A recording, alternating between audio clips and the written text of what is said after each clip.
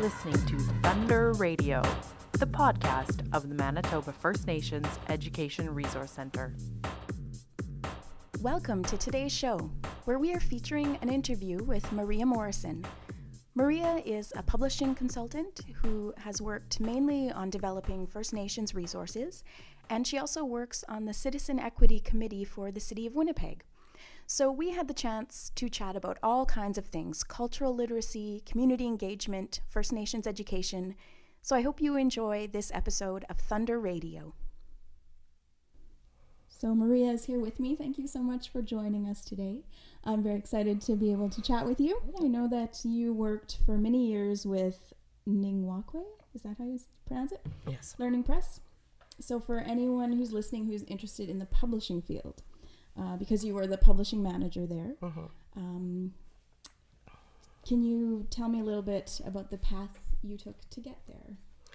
Well, it's a kind of a long, windy path, or maybe a short, windy path, because when I was at University of Guelph, I was still interested in being a geography teacher for high school. That was my goal. I was going to be, and then history was my minor. And I started taking lots of geography courses, like air photo interpretation, cartography, making maps, and a lot of hands-on courses. And I had summer jobs working at a conservation authority in Southern Ontario, where I would map wetlands on the shores of Lake Huron. And I enjoyed the outdoors, and I enjoyed the mapping aspect of it. But I was still going to be a teacher. Well, then I got laid off at the conservation authority shortly after I graduated from the University of Guelph.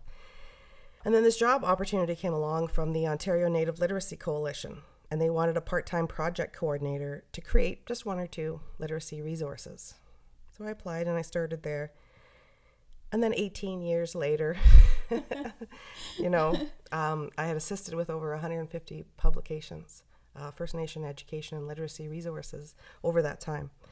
So a lot of that time was, I had the basis of education, and I had, I think with the map making and the geography, there was a lot of computer GIS training, a lot of technical requirements. But also being a creative person that I am, it flowed into book design and covers and content. And so that whole mishmash of education and, skills, I guess. But I did take a lot of hands-on learning. Along with the hands-on learning, I took courses throughout the years in project management or copyright laws that came along from different universities, or even sessions that were offered in publishing, and as well as yearly seminars and stuff on the latest adult literacy levels and standards that were constantly changing and being renewed with different as different systems of learning rolled out from the ministry. So for someone who perhaps might be interested in going into publishing, or I imagine it's different if you are an author, for example, wanting something published, or to be like yourself, more on the hands-on side of actually getting the book done. So we'll talk about that side more, the actual publishing side. What advice would you give to someone who's perhaps wanting to do that with their life? Well, it's not enough just to like books, to love books, to read and write them. You really do need people skills. It is different from being an author. Author, you can write and show up for book launches and that sort of thing, which is awesome too, but as a publishing professional, right? And especially in cultural publishing, there are quite a few people now who have come up the hard way.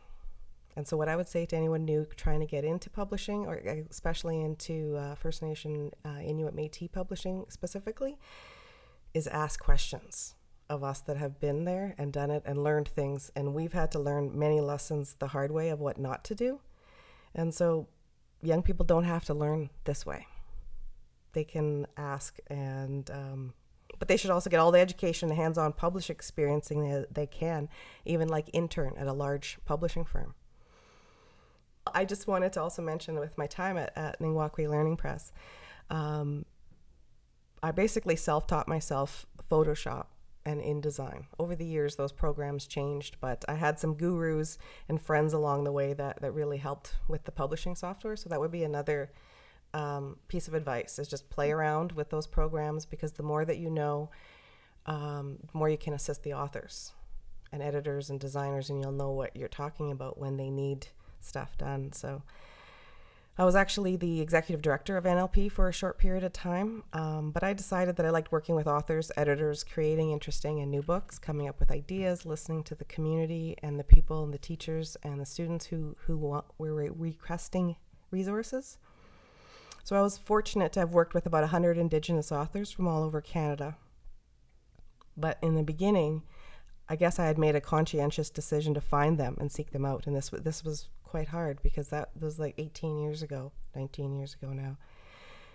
But so some of the people that I have worked with over that time are like Wabagishik Rice, Jordan Wheeler, Kim Wheeler, Marilyn Dumont, Drew Hayden Taylor, Edma Tatawaban, Christy Belcourt, Nancy Cooper, Jody Keshigo, and many others who are, there's dozens more.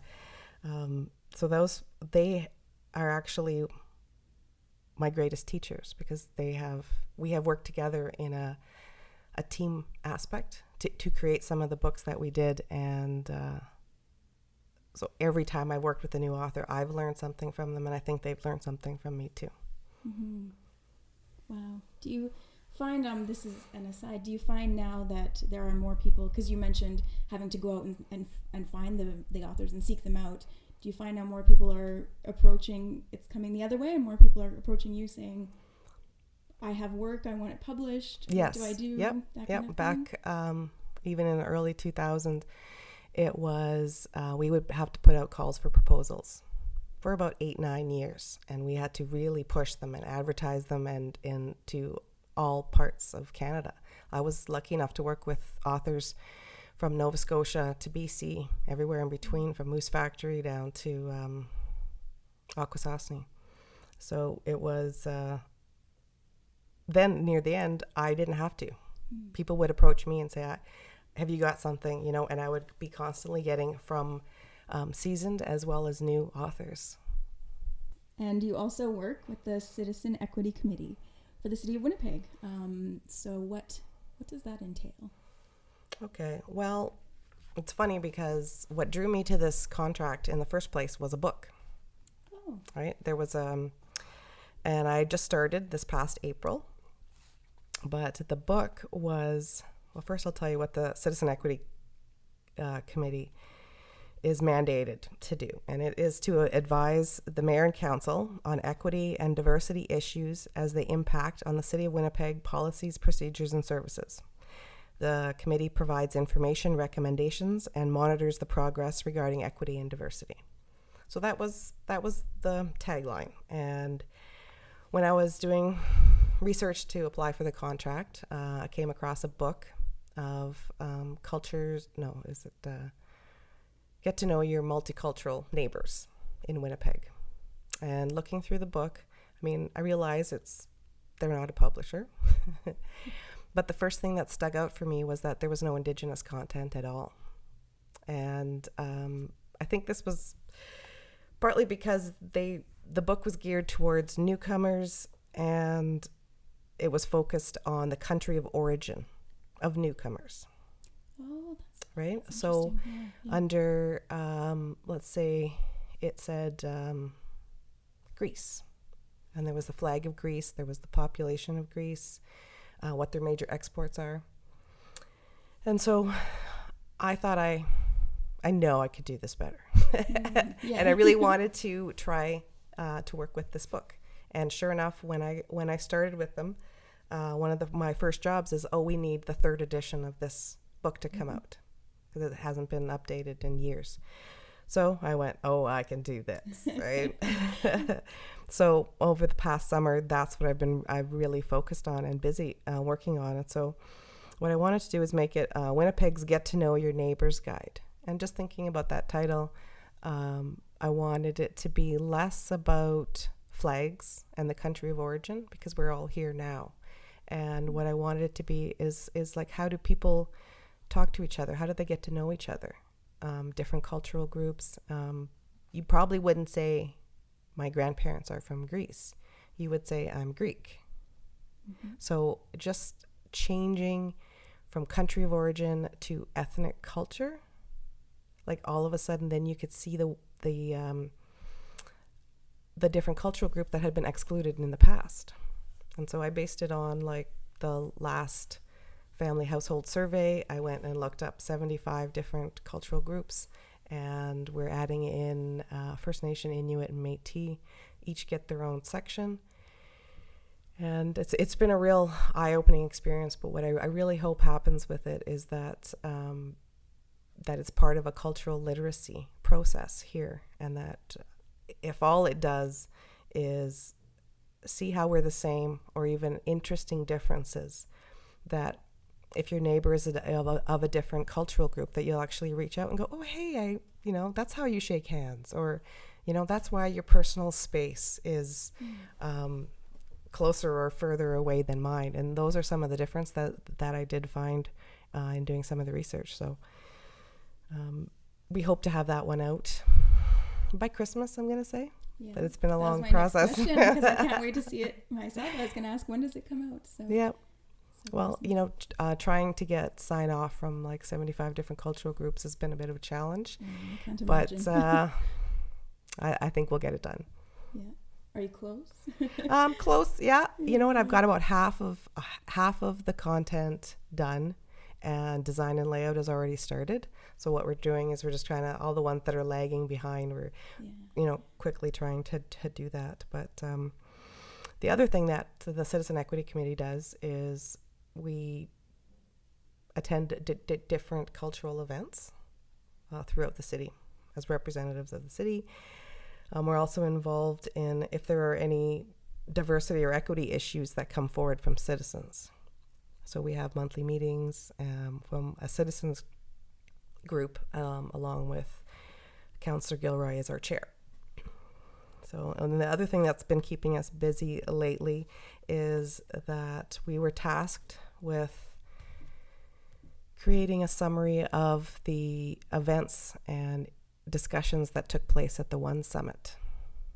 So that supposed to be done in a month, and I think I was nominated for the task because of my publishing experience, and so that was just a little while ago. So trying to compile all of the document into everybody's speeches, comments that were said.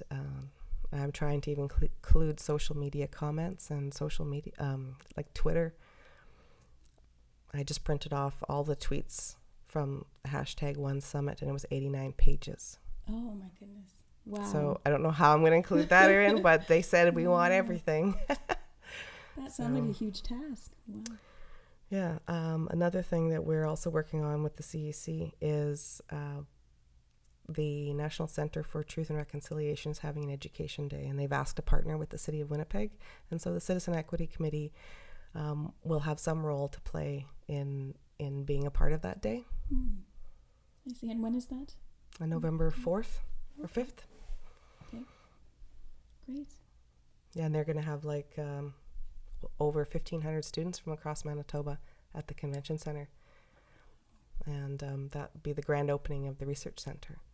So that's right. It's actually been really, it seems a bit of a divergence from what I was doing before, but I think it all falls in the same path of publishing and cultural literacy, whether it's in books or in blogs or podcasts. Yeah. It all seems to tie together, or even networking one-on-one with people and sharing First Nation and Indigenous ways of being. It's just, I think it's all a part of that. Yeah, it's all connected. Yeah. Okay. So turning to the topic of First Nations education, and I know that it's a very broad question, but what, based on your experience, all your many people that you've come in contact with over the years, what do you think are the biggest issues regarding First Nations education? Well, I'm not sure I don't think I'll bring anything new to the conversation because, everything has been talked a lot. And I do think that the number one issue is lack of funds for unreserved schools. That's the number one issue. Because if they had good schools, if they had a school that a child is proud of attending and is clean and healthy, then, the next step is the social issues of poverty and health standards, even clean water. Those have to be solved and made better before students can concentrate on school. So if they've got food in their belly and they're well looked after health-wise, then they can concentrate on their studies. Another need, I think, is educating teachers on First Nation issues. And I think that's needed across Canada. Many teachers today they didn't learn about residential school, not in public school, maybe not even in university. And that should include the intergenerational effects of residential schools that are affecting the grandchildren or the whole community still. And I think if I know Winnipeg school divisions are doing a good job of that, of having I don't even know. I can't speak whether they're mandatory or if they're, but I do know that they have their education days and that they're trying, but it seems to be, I think, and maybe that's where you start. You start with the people who are interested first, and you get their skills and confidence up on these issues, and then they'll feel more like discussing and sharing them. Another thing I think that I could say that is needed is content, cultural content, books that reflect Indigenous children's true history, their diverse culture and languages, and their contributions to Canada.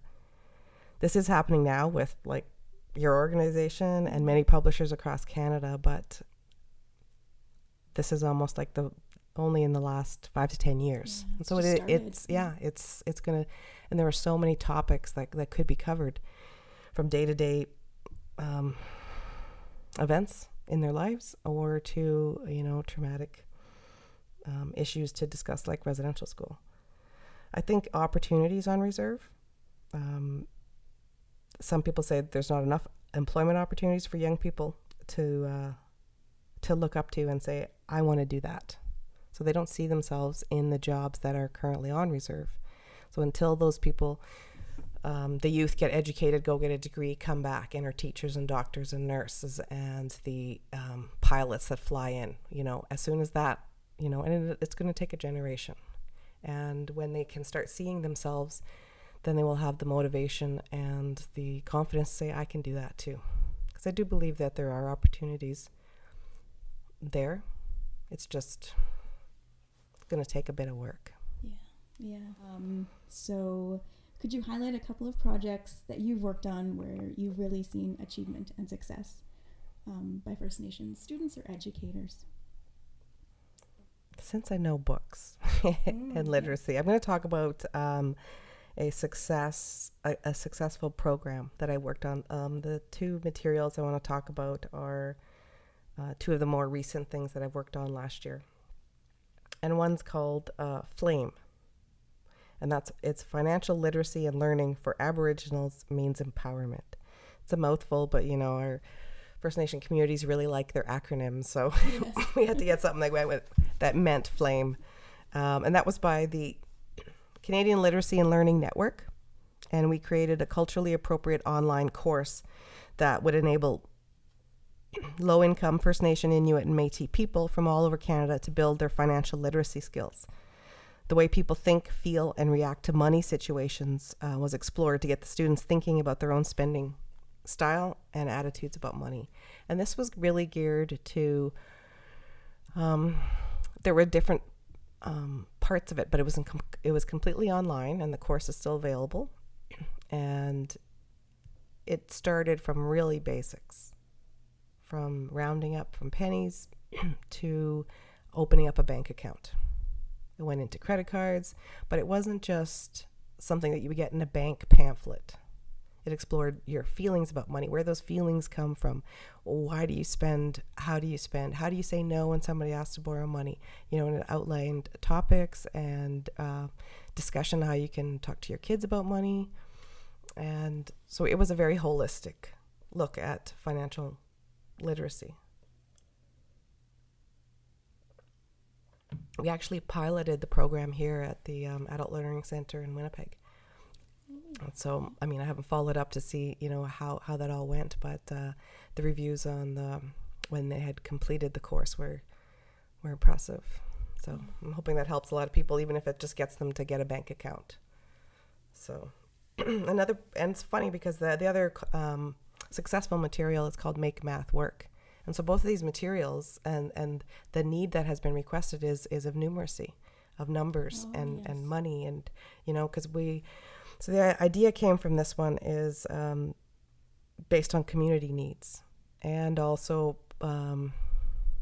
personal experience, how youth will often say, well, I don't want to do this math. When am I ever going to use fractions? When am I ever going to use decimals? Why do I have to know this, right?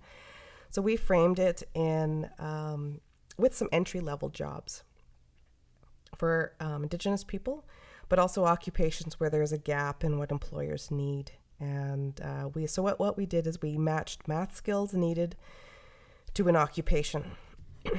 And we started off each workbook with a First Nation traditional knowledge section.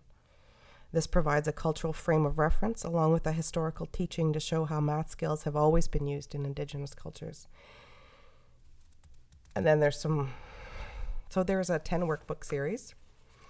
And so some of the things we used was money for cashier, ratios and proportions with a cook or a baker, measurement for a carpenter. So went through different, but the example we used for that one was a longhouse, how that was built. Mm-hmm. And so how when you look at these structures or you look at even teepees, right, there is a certain math associated with it and a length and all that kind of thing. So we even had averages for hunting and fishing guides, and so how they can use averages to track what area they should hunt in next, because last year it was the size of the animal and how many they got.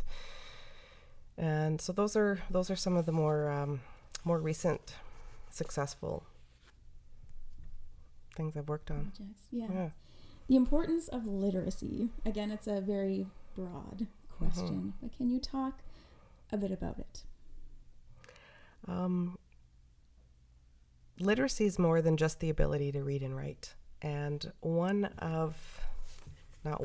the mentor, Ningwakwe George, who is the national guru of Indigenous literacy, right? She taught me, instructed my thinking for 20 years now. And she thinks of literacy in terms of a rainbow.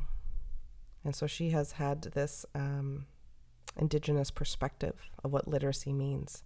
And when she explains this definition, if you want, of literacy, it applies to, like, what it does is it makes people feel like they are knowledgeable, that they have a level of literacy, whether it's in their, personal lives or whatever. So I'll just go through the colors of the rainbow. Oh, absolutely, yes. Yeah.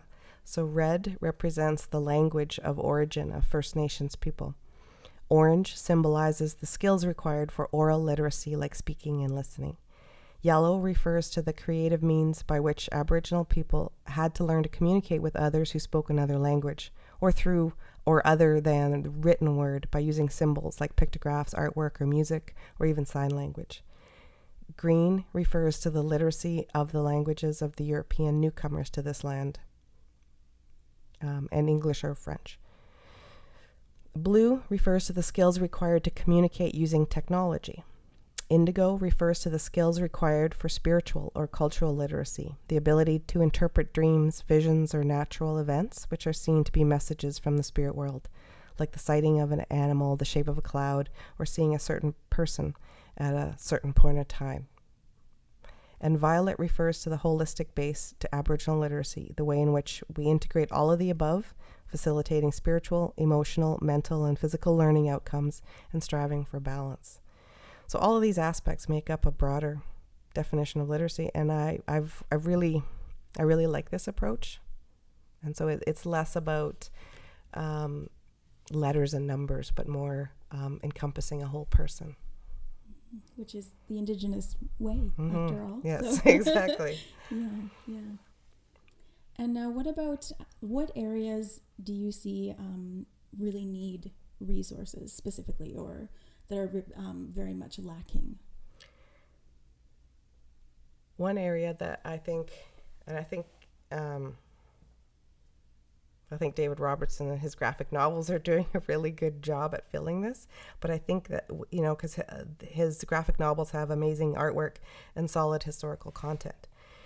And of course, all the books that are available at ningwakwe.ca, good resources as well. However, what is lacking is, and I can be really specific here because I have a girl in grade 7. And so what I'm finding lacking is school age, like age 10 to 14, any Indigenous topic really, but specifically residential schools. On reserve, real life stories, the good and the bad. I think youth need to feel like they're not alone. So if they're reading something that they can relate to it, and if they can't relate to maybe kind of one of the ugly stories, that they will that would build empathy and understanding. Many publishers dislike publishing the ugly stories, or they even call them too stereotypical. And that's why I think our own First Nation publishers can really take a lead in getting our stories out there. Here's an example. My daughter's in grade 7 here in Winnipeg. And just last week, they were told to have, they were going to be doing book reports on human rights issues. And she was, being a smart kid that she is, she was waiting on the edge of her seat to hear what the topics were, right? And they went through World War II and the Holocaust and Japanese internment, the child soldiers in Africa, and residential school wasn't mentioned. So she came home and told me, and I was like, well, we're going to be doing something about that. And so I went, and I know a lot of books, but I had to find something that was specific, kind of like a novel, a true story, based from a child's point of view that has a human rights issue to it. So it had to kind of fit in with the reading level and all that. I did find one, but I found one. Well, I found about 4 or 5, but we picked the one, and I had to send it to school and make sure that it was okay to be used. And that one is Fatty Legs by Christy Jordan Fenton. Yeah, and so the teachers okayed that, but I just thought there needs to be, 10 books on a table that all kids can go and pick from, instead of having to hunt it down and try to pushing it in there. I really think that school divisions need to have more choice in that, and a girl book and a boy book, and have it of all different varieties. And I think the key to everything is education. Well, cultural education, cultural literacy. It's not just our own people that we're trying to reach. We're trying to connect with the larger community and have them understand us and be understanding. And I think together, that's what's going to create a better world. Yeah. And that's all for this episode of Thunder Radio. I just want to thank Maria so much for visiting us. And on our next show, we will be talking about what it means to be a First Nations ally and what resources are available for people who are interested in that issue. Thanks again for listening.